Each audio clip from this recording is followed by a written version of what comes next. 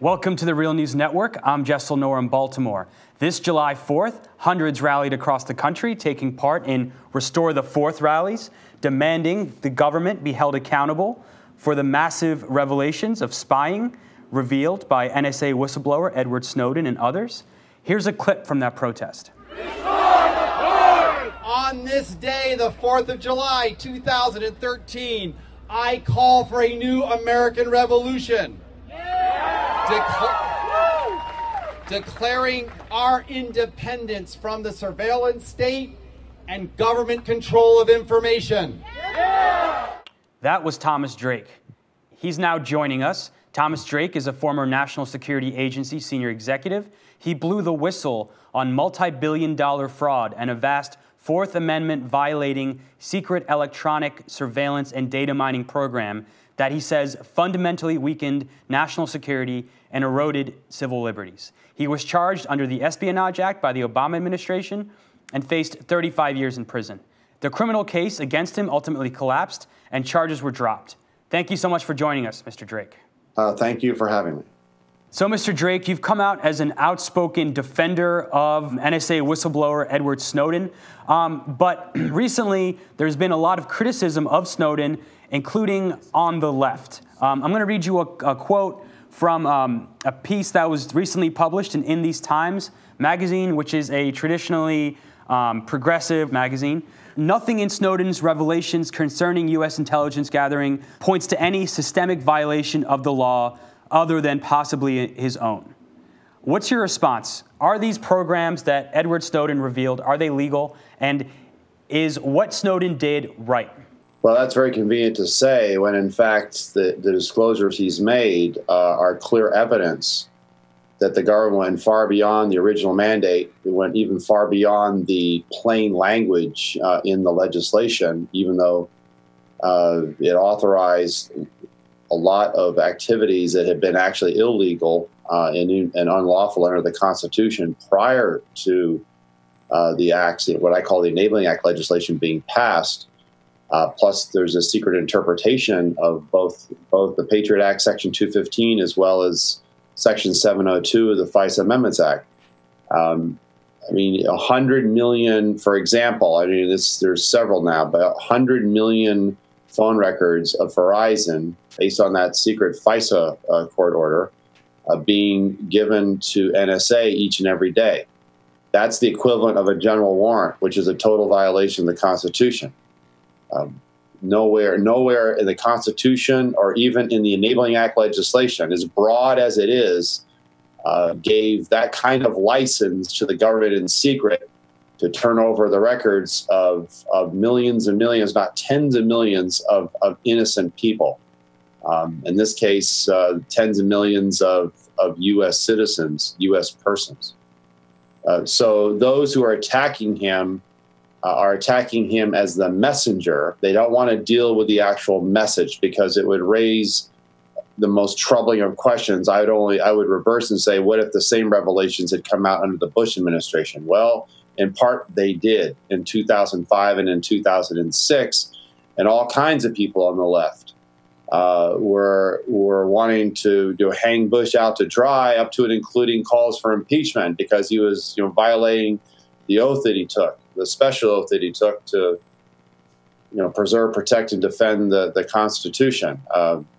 Those same voices are quite muted, if not silent, and submissive in the face of this unprecedented institutionalization of the secrecy regime, which has not only been accepted lock, stock, and barrel by the Obama administration, but has been greatly expanded. So there are those voices that you're referring to simply do not want to deal with the message, and they want to continue to focus on the person who brought the message. It's classic politics of personal destruction. It's classic ad hominem attacks. It's classic projection because you don't have to deal with the extraordinarily uncomfortable truth that you actually have a secrecy president who's actually making Bush look rather mild by comparison. I wanted to read you one more quote, and there is a piece in Fairs magazine by Jeff Cohen criticizing MSNBC, which of the mainstream cable networks is seen as to be the more left-leaning, the more pro-Obama network. Among the hosts he targeted was MSNBC's Melissa Harris Perry, noting how she's been condemning Snowden by contrasting him with civil disobedience who, quote, love their country and submit to arrest, while Snowden just wants to save his own skin. She proclaimed, "This is different. This is dangerous to our nation." And specifically, critics like her have been pointing to the fact that Snowden not only had revelations on what the U.S. is doing domestically, but also what the U.S. is doing, the spying it's carrying on foreign countries such as China, Russia, and as was revealed today in The Guardian, Brazil. What's your response to those criticisms? Yeah, well, they don't hold any water. Member states have been spying on each other for decades and centuries. It's not unusual for humans to distrust each other. The difference here is that NSA on a vast scale, both domestically with U.S. persons, U.S. citizens, completely innocent people, completely suspicionless people, without any particularized search based on probable cause, or let alone particularized, identifying in a particular way the individuals or the things to be seized.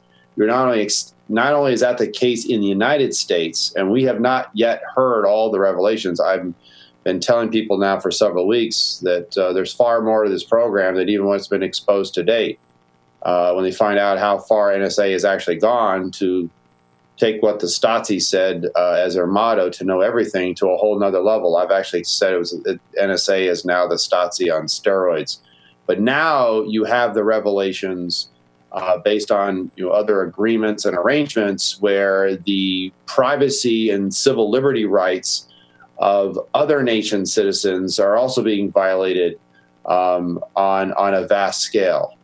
And that puts all this, even on the international scene, into a whole new dimension. This is not just classic state to state, state to military, or diplomats spying each other. This is actually at the state level, state-sponsored surveillance of citizens directly in terms of their data associated with them, telephone calls, emails, and internet use on a very, very large scale.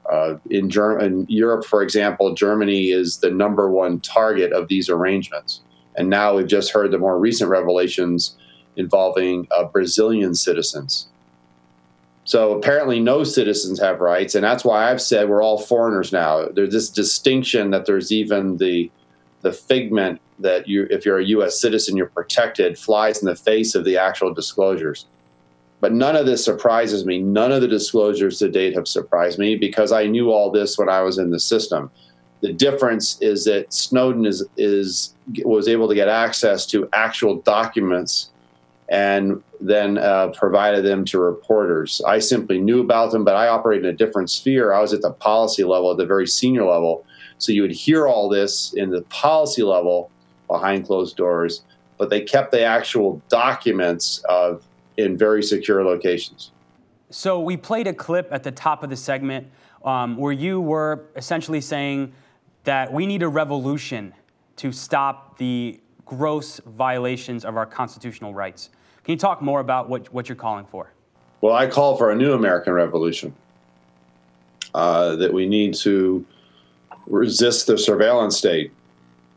Remember, I have a particular keen understanding in some ways and perspective on this because during the latter years of the Cold War, I became an expert on East Germany when I was flying on RC-135s, monitoring the communications from that fascist surveillance state. That state became monstrously efficient in maintaining and keeping records of every citizen in the country. And ultimately, history was not kind, and it collapsed. But that's one of the primary examples coming out of the 20th century. And they didn't have the benefit of NSA's advanced technology. There was no internet to speak of. Computers were just starting to come in.